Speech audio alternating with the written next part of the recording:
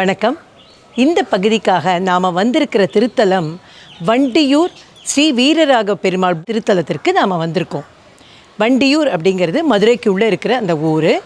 இந்த கோவில் அப்படிங்கிறது எதற்காக ஏற்படுத்தப்பட்டதுன்னா, கோவில் அப்படிங்கிறது புராண காலத்தில் நிறைய கதைகள் இருக்கும். மகரிஷிகள் முனிவர்கள் பூஜை பண்ணாங்க, அகஸ்தியர் பூஜை பண்ணாருன்னு நம்ம நிறைய கதையை கேட்டிருக்கோம்.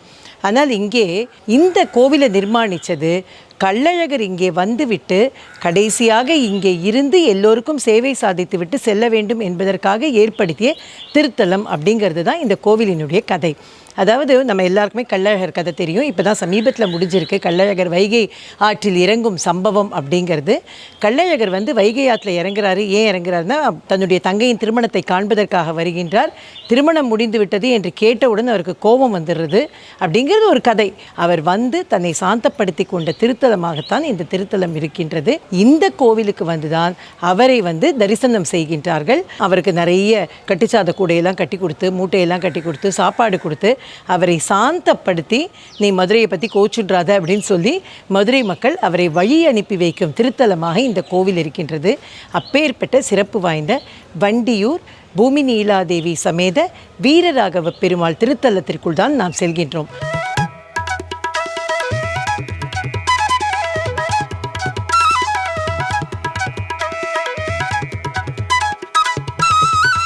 ஓத்தி ஸ்வர்ணமஹால் வழங்கும் கல்யாணமாலை சிறப்பு பிரார்த்தனை திருத்தலங்கள்.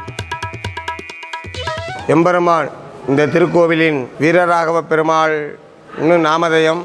இந்த வீரராகவ பெருமாள் எம்பெருமான் கள்ளழகர் சுந்தரராஜ பெருமாள் இங்கே வந்திருந்து சேவை சாதிக்கக்கூடிய சேத்திரம். இங்கே உருவாகியுள்ள இந்த வீரராகவ பெருமாள் சன்னதி சுமார் 650 ஆண்டுகளுக்கு முன்பு திருமல நாயக்கர் காலத்தினால் உருவாக்கப்பட்ட சன்னதி. இந்த சன்னதி எதற்காக இங்கே வண்டியூரிலே கட்டப்பட்டார் என்று செவிவெளி செய்தியும் புராண செய்தியும் எதற்காக என்று கேட்டால், அழகர் எம்பெருமான் இங்கே வருவதற்காக, சித்ரா பௌர்ணமி நிகழ்ச்சி நடத்துவதற்காக திருமல நாயக்கர் இந்த திருக்கோவிலை உருவாக்கியுள்ளார். இந்த திருக்கோவிலானது இங்கே வீரராகவ பெருமாள் ஸ்ரீ பூமிநிலா சமேத தாயார் கனகவள்ளி தாயார்னு நாமதயம். ஆதி காலத்தில் இந்த தாயார் சன்னதியும் இந்த பெருமாள் சன்னதியும் இங்கே இருந்தது. இங்கே இந்த தாயார் எம்பெருமான் வீரராகவ பெருமாள் எதற்காக இந்த சன்னதி இங்கே சேவை சாதித்தார் என்று கேட்டால், இந்த பெருமாளுடைய அருமை பெருமைகள் புத்திர பாக்கியத்திற்கு மிக சிறப்பான சன்னதி வீரராகவ பெருமாள் சன்னதி. இங்கே தாயார் கனகவள்ளி தாயார் எல்லா சேத்திரத்திலையும் தாயார் அமர்ந்த திருக்கோலம்.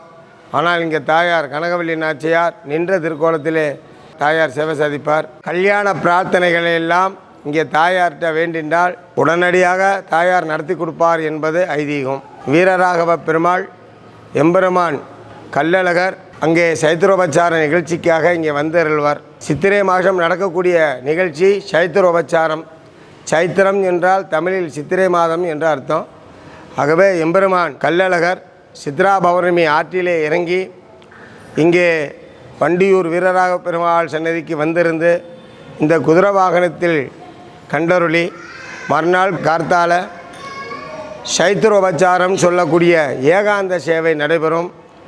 இங்கே பெருமாள் எங்கேருந்து சேவை சாதிப்பார் அப்படின்ட்டு கேட்டால், கோவிலுக்கு உள்ளேயும் கோவிலுக்கு வெளியும் பெருமாள் வலம் வருவார். ஒரு கோவிலில் ஒரே பெருமாள் அந்த கோவிலுடைய உற்சவர் வலம் வர்றது எல்லா கோவில்களையும் பார்ப்போம். ஆனால் இன்னொரு சேத்திரத்தில் இன்னொரு சேத்திரத்தில் சேவை சாதிக்கக்கூடியது உலகத்திலேயே இங்கே தான். அது இந்த ஆற்றங்கரையில் பெருமாள் சைத்திரோபச்சாரம் மண்டுக மகரிஷிங்கிற ரிஷி பகவானுக்கு சாப விமோக்ஷனம் அளிக்கிறதுக்காக பெருமாள் இங்கே அந்த காலத்திலிருந்து இங்கே வண்டியூருக்கு சேவை சாதிப்பார். அந்த சன்னதியும் இந்த பெருமாளும் ரொம்ப விசேஷமான சேத்திரம். இங்கே திருவிழாக்கள் சித்திரை திருவிழாக்கள் இந்த ரொம்ப விசேஷம். இந்த கோவிலில் தனிப்பட்ட திருநாட்கள் கிடையாது. ஆனால் அழகர் வர்றதா இங்கே பிரத்யக்ஷம். அழகருக்காகத்தான் இந்த சன்னதி உருவாக்கப்பட்டது. இங்கே அழகருடைய திருநாள் தான் பெரிய திருநாள்.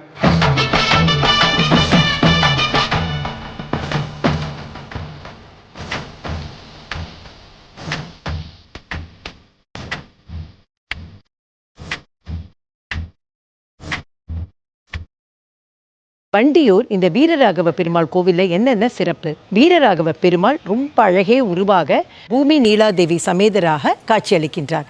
அதாவது ஸ்ரீதேவி பூதேவியுடன் அவர் காட்சியளிக்கின்றார். அதே மாதிரி தாயாருக்கென்று தனி சன்னதி இருக்கின்றது. அது கனகவல்லி தாயார்.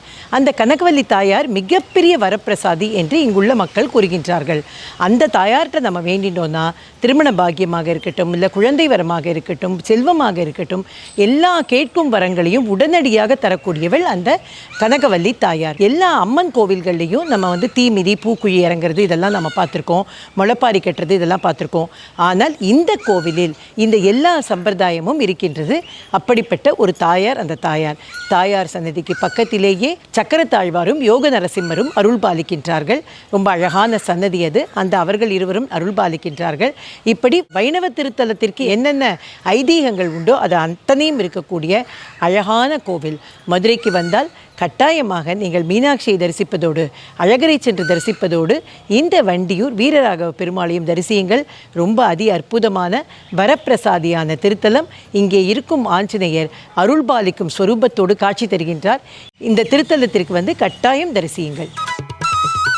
போத்தி ஸ்வர்ண மஹால் வழங்கும் கல்யாண மாலை சிறப்பு பிரார்த்தனை திருத்தலங்கள்.